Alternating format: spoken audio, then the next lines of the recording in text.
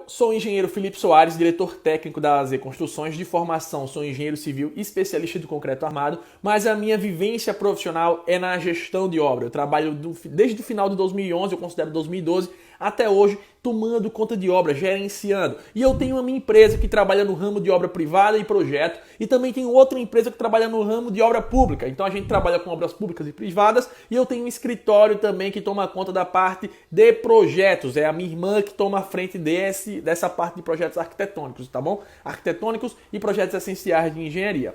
Qual o tema da live de hoje? Cara, o tema da live de hoje é o primeiro passo para não levar prejuízo na obra. Como assim, Felipe? Cara, se você parar para analisar, quantas pessoas entraram no empreendimento, numa reforma, numa obra e tiveram que abandoná-las? Abandonar da seguinte forma: deixar a obra para lá porque não conseguiu terminar, porque não conseguiu concluir a obra dentro do custo determinado. Quantas pessoas você conhece que tem obra paralisada, que está há 2 anos parada lá? Você tá lá, a casa levantada, toda a alvenaria, toda a estrutura e nunca saiu daquilo. Tem um prédio aqui em Maceió de uma construtora que quebrou chamada Falcão, que tá todo o elemento estrutural levantado. Se eu não me engano, são 9 pavimentos e tem mais de 4 anos. Então eu vou ensinar nessa live de hoje o primeiro passo para que você não tenha prejuízos dentro da obra, prejuízos dentro do canteiro. Pode ter certeza que se você errar no que eu vou ensinar aqui hoje, você leva prejuízo na sua obra, tá? Esse é o primeiro ponto-chave, tá bom? Então, isso que você vai aprender agora é o que vai elevar e potencializar, deixa eu só ajustar aqui o tripé, e que vai potencializar e ajudar para que você tenha excelentes resultados na sua carreira.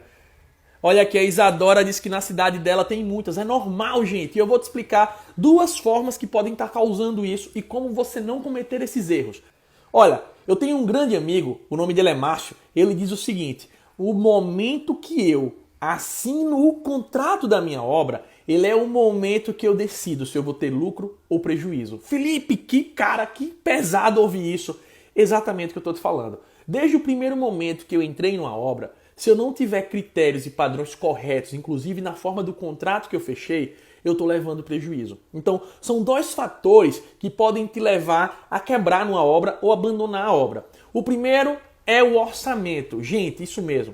Quando eu vou entrar numa obra, eu preciso ter um orçamento assertivo. Eu preciso saber exatamente tudo que vai ser quantificado naquele projeto e quanto custa aquele serviço para poder embutir meu lucro e meus impostos e passar esse valor para o meu cliente. Se porventura tu errou um quantitativo, tu errou uma quantidade de serviço dentro dessa planilha, dentro do teu relatório de custos que tu passou para o cliente, possivelmente esse dinheiro vai ter que ser coberto por algum lugar. E tem 2 formas de cobrir. Ou o cliente paga aditivo. Eu pergunto a você, seu cliente, ele fica satisfeito em pagar a mais por algo que ele combinou? Se você fechasse um contrato de 50 mil e no decorrer do serviço você descobrir que vai custar 70, você vai ficar satisfeito? Você vai ficar satisfeito, você sendo o cliente? Então, o teu cliente não gosta de quê? De aditivo. Então, ou tem 2 caminhos para continuar essa obra. Ou o cliente paga mais, ele vai ter que pagar aditivo, vai ter que pagar por fora, ou eu vou ter que tirar do meu lucro. Isso mesmo. Do lucro que eu iria ganhar, poxa, eu fiz uma obra, o meu custo vai ser 80 mil e eu vou lucrar 10 mil. Vai ser 10 mil de lucro, tô dando um exemplo. Eu consegui fazer tudo certinho. No meio da obra eu descobri, eita, poxa, eu quantifiquei a cerâmica a menos. Eu vou ter que comprar mais investimento. E agora, eu vou cobrar do cliente? Não, mas se eu cobrar do cliente, ele vai ficar frustrado, ele não vai me indicar. Vou fazer o quê? Vou tirar do meu lucro, vou tirar 2 mil do meu lucro para comprar um novo revestimento, argamassa, pagar o pedreiro. Entendeu o que eu tô querendo dizer? O lucro da obra, você estima quanto você vai ganhar, você define quanto você quer ganhar antes mesmo de assinar o contrato.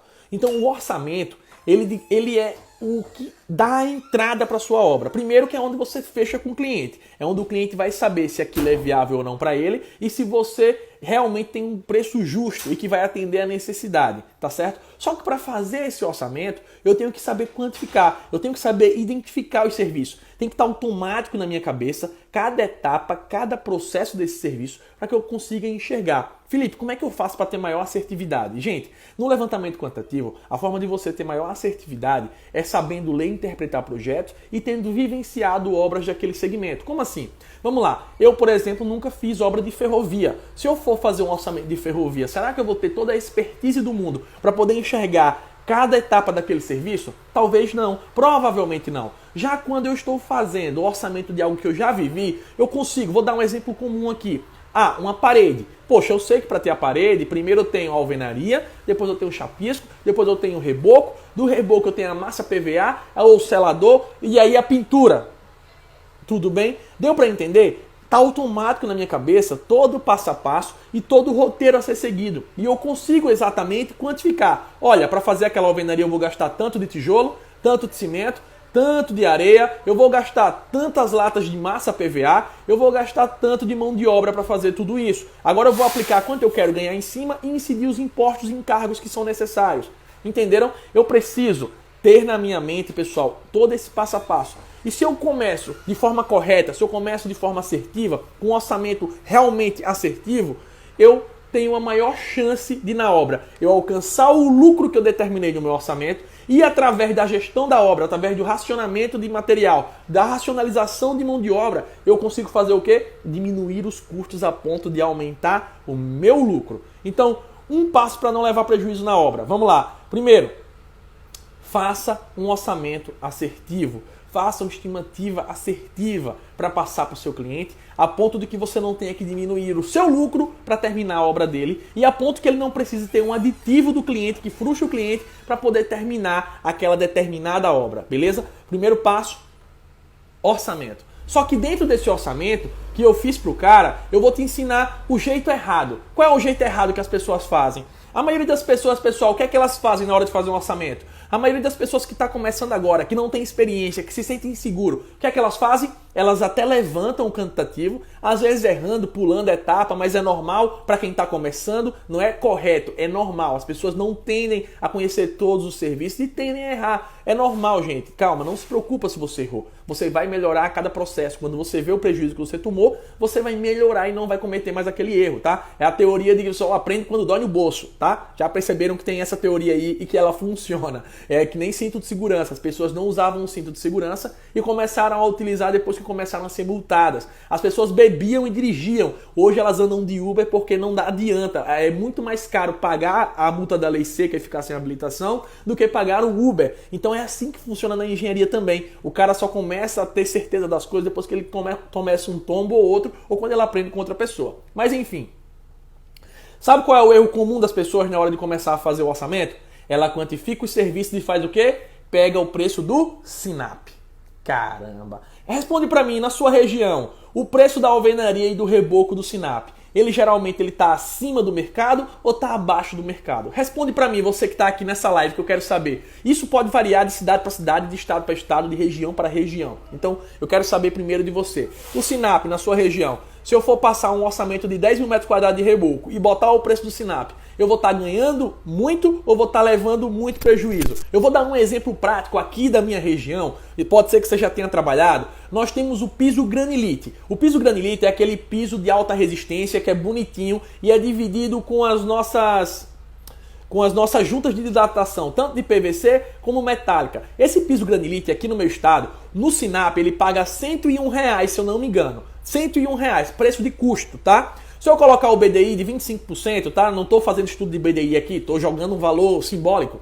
Esses 25%, vamos supor que esse piso saia a R$125. Aqui no meu estado, eu consigo contratar mão de obra pagando R$40 já com emissão de nota fiscal. Mão de obra e material, serviço pronto. Ou seja, o SINAP aqui, ele está 3 vezes mais caro nesse determinado serviço. Se eu passo um orçamento, considerando esse piso aqui, a primeira coisa que vai acontecer é, se eu passo para o meu cliente o preço de 125, ele nem me liga, ele não vai nem saber o porquê. Porque ele sabe que esse preço está acima do mercado. Então a maioria dos erros que as pessoas cometem é 2. O primeiro, pegar o preço do SINAP e colocar na proposta, e aí ele pode levar prejuízo se no seu estado o SINAP ele tiver no preço abaixo do... se o SINAP tiver com preço abaixo do mercado, você está levando prejuízo na sua cidade, no seu estado. Se você fechar essa obra, você tem que rezar para terminar, porque não vai conseguir fechar. Já em outros estados, você perde a competitividade. Como assim, Felipe? Pô, se o cara sabe que tem gente fazendo por R$ 40 o metro quadrado piso granilite com material e nota fiscal, por que ele vai me contratar fazendo a 125? Eu perco competitividade, eu perco espaço no mercado, simplesmente porque eu não tenho um orçamento assertivo. Eu não tive como fazer algo que me deixasse próximo da realidade e terminei perdendo o serviço. Então, se eu coloquei preço Sinap e a minha realidade está abaixo do mercado, o que é que vai acontecer?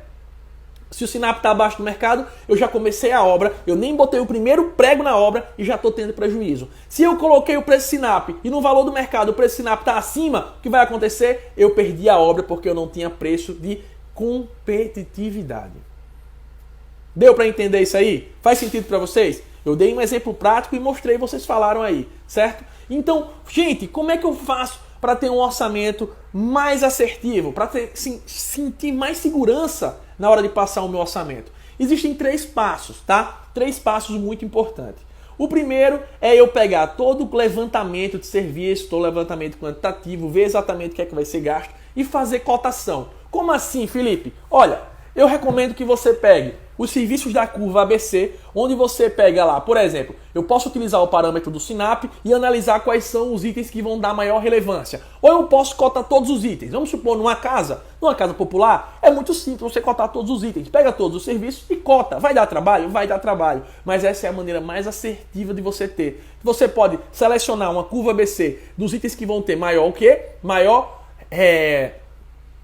representatividade, o maior valor. Onde está 80% do valor da obra, geralmente está em 20% dos itens. Ou seja, em um orçamento com 100 itens, 20% deles, 20 itens, é que representam 80% do valor. Então eu posso pegar esses 20 itens e vou entrar em contato com o meu fornecedor. Eu vou ligar para o cara que entrega gesso, eu vou ligar para o cara que manda para mim o revestimento, que manda a cerâmica, que manda o cimento. Eu vou ligar para os fornecedores dos materiais mais caros que compõem a curva dos serviços que vão ter a maior representatividade. Então eu entro em contato com essa galera e vou cotar um a um, ó, quanto que custa cada um deles. Porque um item desses me dando 5% de desconto, ele representa às vezes 10, 12% do valor do meu orçamento. Se eu consigo 3% de desconto num desses itens, vale muito mais do que 10% dos itens da classe C, nos itens de mais. Então é nesses itens que eu tenho que focar a minha energia e cotar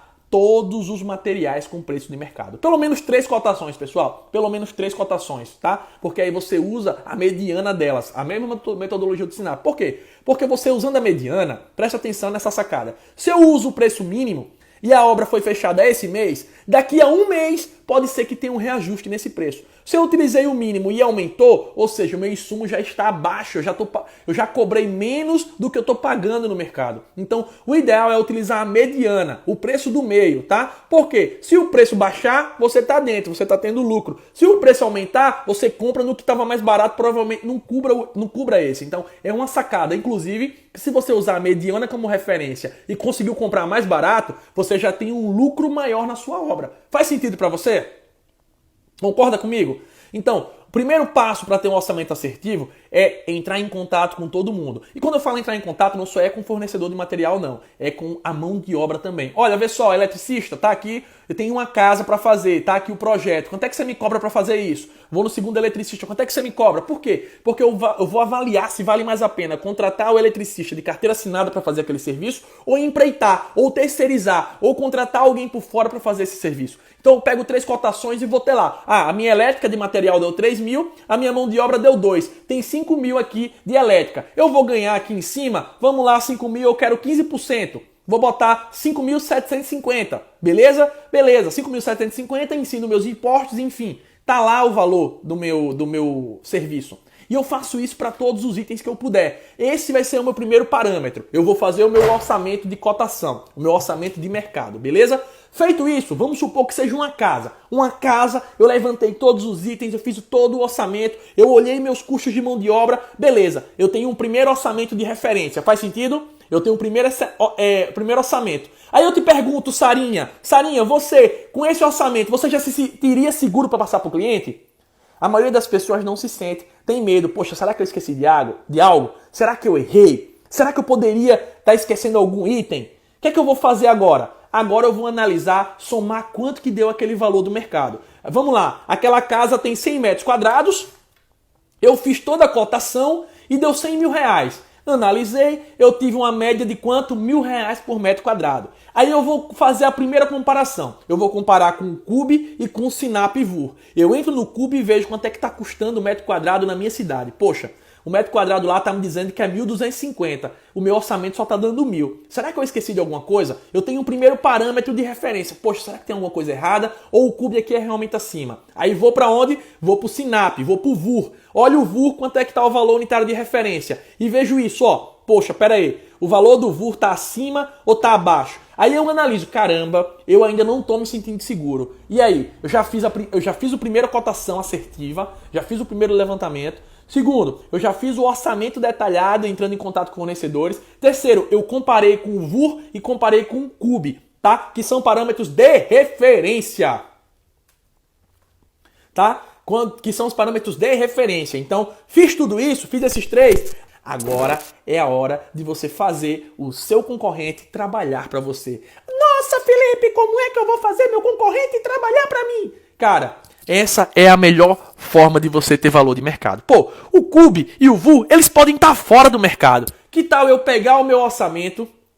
O meu orçamento não. Que tal eu pegar o projeto e eu sou um cliente. Eu vou mandar para 3 engenheiros, para 3 empreiteiras dizendo, pessoal, olha, tudo bem? Segue em anexo o projeto, eu gostaria de fazer um orçamento porque eu estou querendo muito construir essa casa. Eu mando para os clientes, eu mando para os empreiteiros, eu mando para o projetista, eu mando para as empresas. Aí o cara vai me mandar o quê?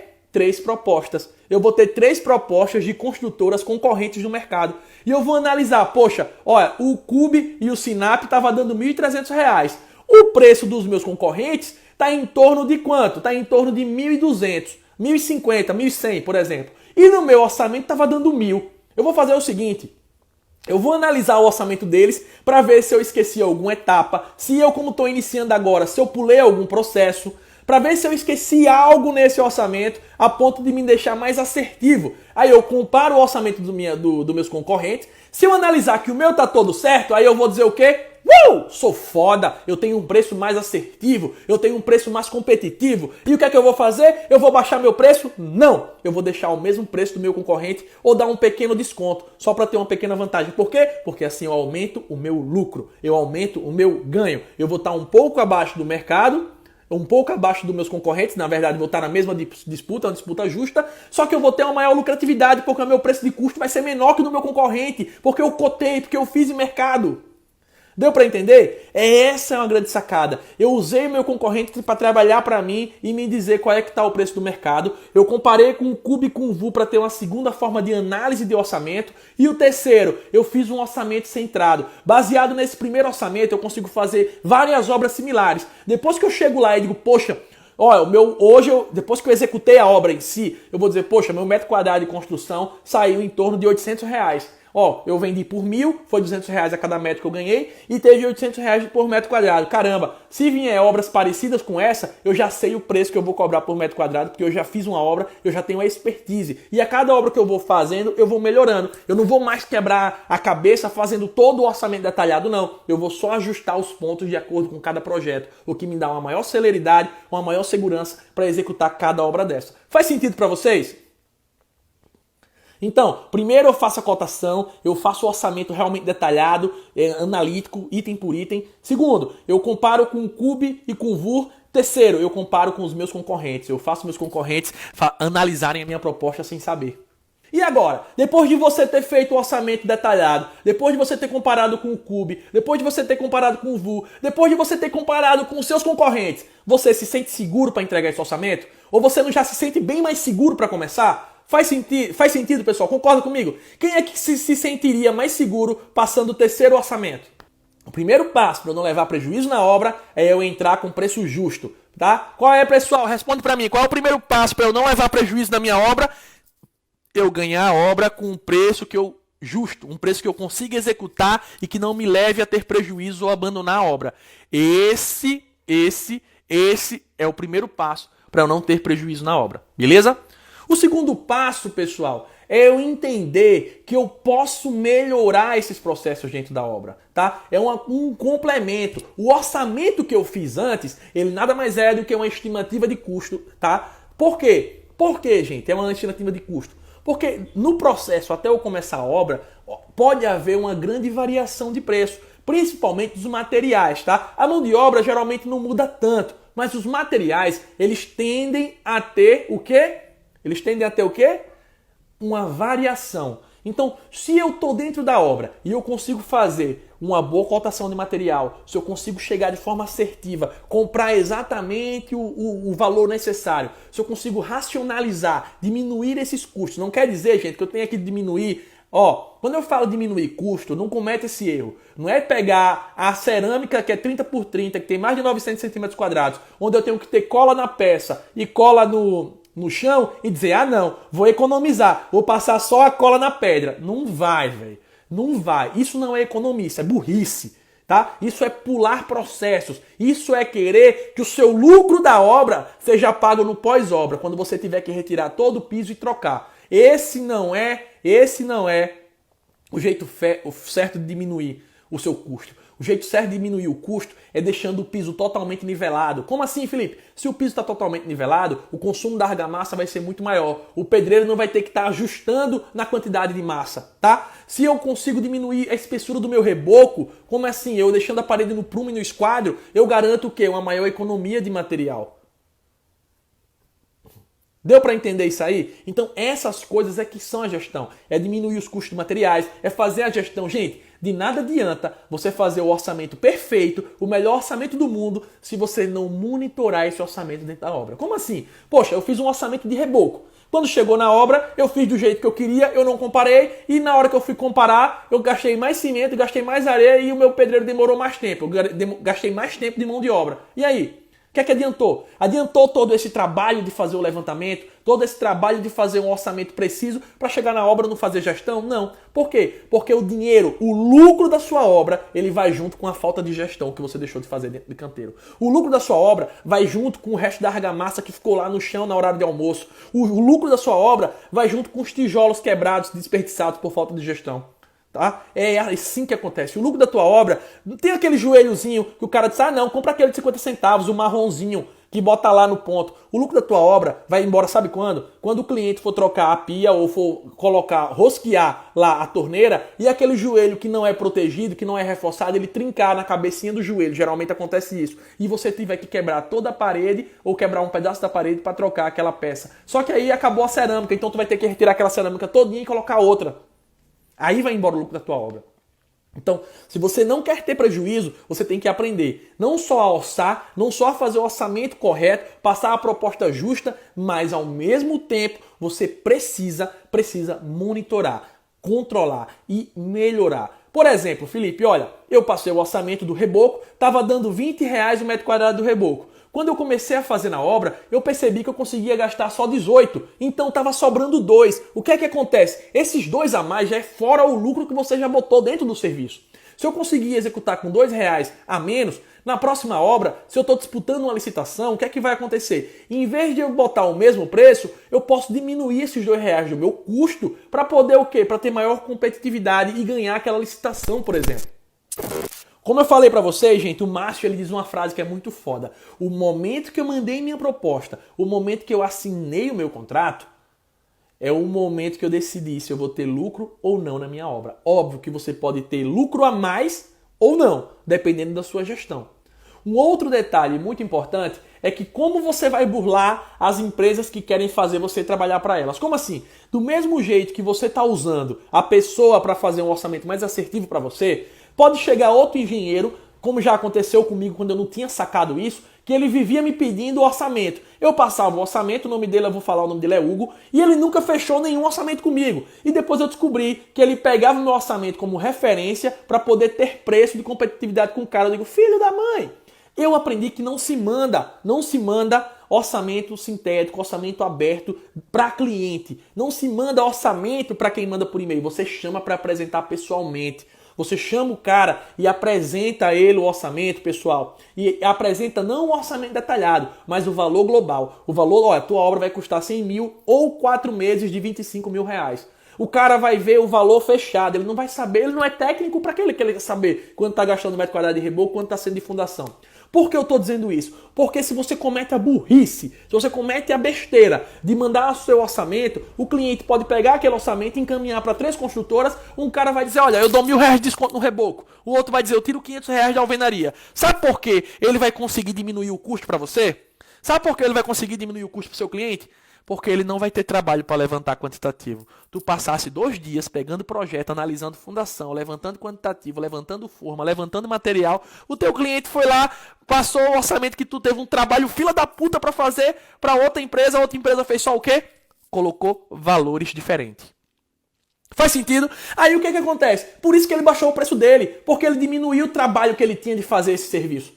Então ele vai lá, não, pô, peguei o orçamento que o Felipe me mandou, eu vou mudar só aqui o que eu quero mudar e manda lá, pode fechar comigo. Meu amigo, não seja burro, não trabalhe para o seu concorrente, faça ele trabalhar para você. Faz sentido? Não se apresenta orçamento. Aí quando o cliente fechar com você, que assinar contrato, aí você mostra para ele o orçamento detalhado. Mas nada disso até você ter fechado. E um outro detalhe, não se apresenta proposta de orçamento, não se apresenta proposta de obra, não se apresenta mandando por e-mail. Ligue pro cara e diga, meu amigo, eu quero falar com você pessoalmente. Olha, é o seguinte, eu quero falar com você pessoalmente. Eu faço questão de apresentar a você. Por quê, gente? Quando eu faço essa apresentação pro meu cliente, eu consigo analisar. O cara, antes de contratar, ele te analisa 2 coisas, na verdade 3. Primeiro, ele analisa se você tem um bom preço, tá? Seu preço é realmente viável. Não adianta ele fechar com você 100 mil se o mercado está cobrando 80. Ele não é burro de perder 20 mil, tá? Então, primeiro você tem que ter preço. Segundo, ele vai analisar se você tem capacidade técnica. Não, esse realmente tem cara de que sabe fazer? Esse cara já fez obra? Qual o portfólio de serviço dele? Olha, quais obras tu já fez? Mostra umas fotos. Ele vai analisar se você tem portfólio. Lembra da live de ontem? Você contrataria alguém que não fez nem sequer uma casinha de cachorro para fazer a sua casa? Não. E se você não contrataria, por que o cliente vai te contratar se você nunca fez nenhum serviço? Você vai em um mercadinho e olha a prateleira vazia dele. Você vai chegar lá na prateleira vazia, você não vai. Você vai no mercadinho que tem um monte de quê? De produtos para te oferecer. E isso, o engenheiro, o mercadinho do engenheiro, a prateleira do engenheiro, é a quantidade de serviço que ele já fez. Beleza? Faz sentido? Então, eu entrego para o meu cliente, eu converso com ele pessoalmente. Pessoalmente, ele consegue avaliar se eu tenho capacidade técnica, ele consegue ver se eu tenho preço e, terceiro, ele consegue analisar o olho no olho, a confiança. O santo, lá tá ligado que o santo bater faz diferença? No pessoalmente, você tem o poder de ser agradável, você tem o poder de não deixar brecha para o seu cliente procurar outra pessoa para fazer um orçamento. Quando você chegar para ele, você mostrou a proposta, ele vai dizer, e aí, qual é a melhor forma para você? Você quer fazer a obra em 4 meses? Ah, tá muito caro fazer 25 mil por mês, né? Partindo do princípio que vai ter 25% de avanço a cada mês. Vamos fazer o seguinte, vamos dividir em 5 meses. Vamos tu dar uma entrada. Você leva pro cara a solução financeira para ele. Olha, mas eu não tenho, Felipe, condições de pagar isso. Vamos fazer o seguinte, tais materiais, vamos comprar no cartão na loja fulano de tal. Tu divide em 10 vezes o material. Vou dar um exemplo aqui, o revestimento cerâmico. Vamos fazer o seguinte, o revestimento, vamos fazer assim. Eu não vou comprar do meu bolso para poder melhorar para você. Você vai comprar lá na loja tal e vai dividir em 10 vezes. Tal material, eu vou conseguir prazo para você em 3 meses. Você pode passar para o cliente algumas responsabilidades a ponto de diminuir o custo dele. Cara, quando o cliente perceber que você não está querendo só fazer a obra dele, mas que você está querendo levar a solução mais viável para que ele possa construir o sonho, pode ter certeza, quando ele sair da reunião, ele não vai procurar outra empresa para fazer o orçamento, porque você deu todas as possibilidades possíveis para que ele não buscasse isso. Você deixou todas as brechas fechadas para que ele não procurasse outra empresa. Você não deu brecha, você simplesmente foi lá para tentar ter a solução da obra dele. Meu amigo da Glasa Engenharia e da Ana perguntaram o seguinte, mas Felipe, como uma pessoa vai pegar seu primeiro serviço, Felipe? Como vai fazer isso se nunca teve obra? Gente, eu fiz uma live ontem e uma live ontem que eu falei sobre isso. Qual é a grande sacada? Se você não tem obra, se você não tem serviço, você vai se apropriar de serviço de quem tem. Vou dar um exemplo que eu fiz com um aluno meu. Um aluno meu, ele estava louco para começar e ele não tinha nenhum portfólio, ele nunca fez nada. Ele conversou comigo e eu dei uma sacada para ele. Eu digo, olha, é o seguinte, a partir de hoje, você vai ser o representante da AZ. Eu dei o meu portfólio, ele botou a logomarca da AZ, botou a logomarca dele e disse que a gente trabalha em parceria, é uma parceria de obra. E ele foi atrás das obras utilizando o meu portfólio, utilizando o meu nome. Em qual condição? Se pegasse a obra seria minha e dele. Tu acha que eu não vou querer? Tu acha que eu vou rejeitar? O cara trouxe o serviço para mim, metade do lucro meu, metade do lucro dele. Eu vou lá, eu vou dar respaldo técnico, porque eu não vou querer sujar a minha empresa. Eu vou lá dar respaldo técnico, vou ensinar o cara vai aprender com uma empresa de renome e ele vai ganhar nome. Moral da história, quando terminar a obra vai servir de portfólio para mim, como serve para ele. Um exemplo, não sei se o Edgar tá aqui. Edgar, a gente fez a Refrinó junto, reforma. Eu contratei o Edgar para fazer comigo, eu tava sobrecarregado. Eu recebi a proposta e disse, poxa, eu vou estar indo para São Paulo, não consigo fazer. Vamos fazer junto, Edgar. O Edgar na mesma hora disse o quê? Bora! E aí a obra serve para quem? Serve para mim e serve para ele. Tá? Ele já tem experiência, mas se ele não tivesse, era a primeira obra do portfólio que eu consegui como? Eu consegui através de parceria, através de um engenheiro que tem experiência. Eu chamo ele e digo, velho, é o seguinte, vamos fazer o seguinte, me passa um portfólio para eu poder editar aqui, para eu poder botar as minhas obras junto, e aí a gente vai pegar a obra em conjunto. Quando for para atender o cliente, vai atender nós dois. Eu faço a comercial e você faz a parte técnica, porque eu não tenho experiência. Seja humilde. É melhor ganhar metade da fatia de um bolo e matar a fome do que não ganhar. Faz sentido? Edgar, vai perder esse vício? Não vai. Edgar, me responda uma coisa. Tá faltando obra pra você? Não tá, meu amigo, porque o cara faz parte do meu método. Meu nobre, se depois da reunião o cliente exigir que você mande a proposta detalhada por e-mail, o que fazer? Você vai dizer, olha, a gente não manda a proposta detalhada, tá certo? A gente só manda a proposta detalhada depois de fechar, porque dá um trabalho danado, a gente passou todo o tempo levantando os projetos, a gente se dedicou exclusivamente a trazer a melhor solução. E isso aqui a gente não entrega, porque dá um trabalho muito grande. Se eu fosse te cobrar por isso, eu ia te cobrar R$1.200, mas eu estou te dando de graça. Agora eu só te dou isso de graça depois que a gente fecha. Porque se eu te passo esse serviço, o meu engenheiro que ficou no meu escritório, ele perdeu o dia inteiro de serviço, entendeu? Eu não posso fazer isso. Mas ó, quando a gente fechar, você vai ter acesso a toda a descrição do serviço. Pode ficar tranquilo. Ó, Open _ Engenharia. Por onde começar para ter tantas opções de apresentar ao cliente? Faz o meu treinamento de gestor 3.0 que você não vai ter mais esse problema. Inclusive as inscrições estão abertas. Como executar a primeira obra sem experiência? Fazendo, Luan. Olha, não vai cair obra do céu, não vai vir um Chico Xavier na sua mente ensinando a fazer obra não. Obra se aprende no dia a dia. O que você pode fazer é aprender com pessoas mais experientes, analisando o processo, pegando a experiência dessa pessoa para errar menos. Por quê? Porque você vai errar, meu amigão. Você está começando, é normal. Agora, quando você compra um treinamento, quando você faz um curso com alguém, você não comprou o que o cara faz tecnicamente. Você comprou, sabe o quê? A experiência que ele tem. Você comprou todos os erros que ele já cometeu na vida. Os 8 anos de erro que eu tenho lá atrás, todos os erros que eu cometi, você não vai cometer. Porque as chances são que você agora, se você for começar do zero, você vai cometer os mesmos erros que eu cometi. Possivelmente. Erros comuns. Tá? E aí quando você quando você tem alguém te ensinando, o que vai acontecer? Você elimina esses erros, você diminui os erros, porque errar na obra é caro, meu amigão. Errar na obra é caro, pode ter certeza disso. Eu já errei, eu posso falar. Eu não nasci sabendo. A gente aprende a cada erro. Agora hoje, se eu pudesse voltar no tempo, sabendo o que eu sei, eu teria ganho muito mais dinheiro. Cara, não que eu não ganhei, eu tô bem, não tenho por que reclamar, mas eu poderia ter ganhado muito mais. Outra coisa que eu vou dizer, a maioria dos erros das pessoas do orçamento não está na proposta em si, está na quantidade de serviço. O cara que nunca fez obra, ele tem a dificuldade de pegar o projeto, ler e interpretar e quantificar aquele serviço. Faz sentido? E aí, quando ele deixa de quantificar, isso sai caro. Como assim sai caro? Vou dar um exemplo. Nesse piso que eu estou aqui dessa casa, se eu pedir o revestimento cerâmico e de repente faltou, o que é que vai acontecer? Faltou a cerâmica da sala. Aí eu vou aonde? Eu vou na loja e compro outro revestimento. Ou compro o complemento. Me diga uma coisa, o complemento vai ficar da mesma cor que estava a primeira? Não. Vai dar diferença na tonalidade porque veio de lote diferente. E aí? O meu cliente vai ficar satisfeito? Não. Então o que é que eu vou ter que fazer? Eu vou ter que retirar todo o piso e colocar um piso novo. E aí o que vai acontecer? Vai aumentar o custo da minha obra. Por quê? Porque eu errei no quantitativo. Vai aumentar o custo da minha obra porque eu não orcei de forma correta. E cara, esse é um erro muito comum. Ó, o meu amigo Caio Braga.